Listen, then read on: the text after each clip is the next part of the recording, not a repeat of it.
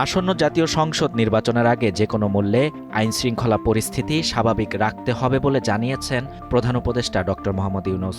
২১ December রবিবার রাষ্ট্রীয় অতিথি ভবন যমুনায় প্রধান উপদেষ্টার সভাপতিত্বে দেশের সার্বিক আইনশৃঙ্খলা পরিস্থিতি পর্যালোচনায় একটি বৈঠক অনুষ্ঠিত হয়। ২২ ডিসেম্বর সোমবার সকালে এ তথ্য জানিয়েছে প্রধান উপদেষ্টার প্রেস উইং।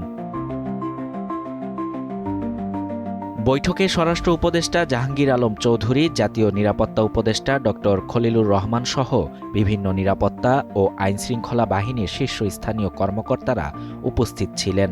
বৈঠকে বিএনপির ভারপ্রাপ্ত চেয়ারম্যান তারেক রহমানের দেশে প্রত্যাবর্তন, আসন্ন বড়দিন ও ইংরেজি নববর্ষ উদযাপন উপলক্ষে গৃহীত নিরাপত্তা সংক্রান্ত পদক্ষেপসহ বিভিন্ন বিষয় নিয়ে বিস্তারিত আলোচনা করা হয়।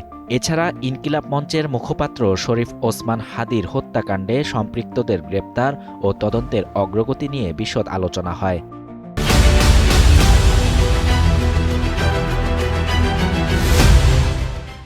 পুলিশের পক্ষ থেকে প্রধান উপদেষ্টাকে জানানো হয়, সম্প্রতি দুটি জাতীয় দৈনিক ও দুটি সাংস্কৃতিক সংগঠনের কার্যালয়ে হামলার সঙ্গে জড়িত সন্দেহে ভিডিও ফুটেজ দেখে ইতোমধ্যে ৩১ জনকে শনাক্ত করা হয়েছে।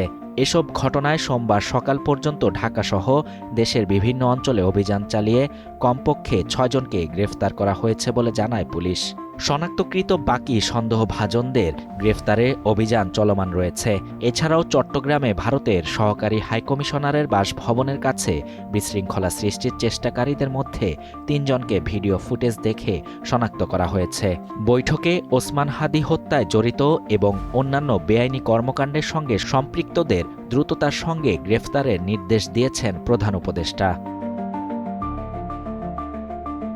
শাহরিয়ার শাফাত, বাংলা নিউজ 24।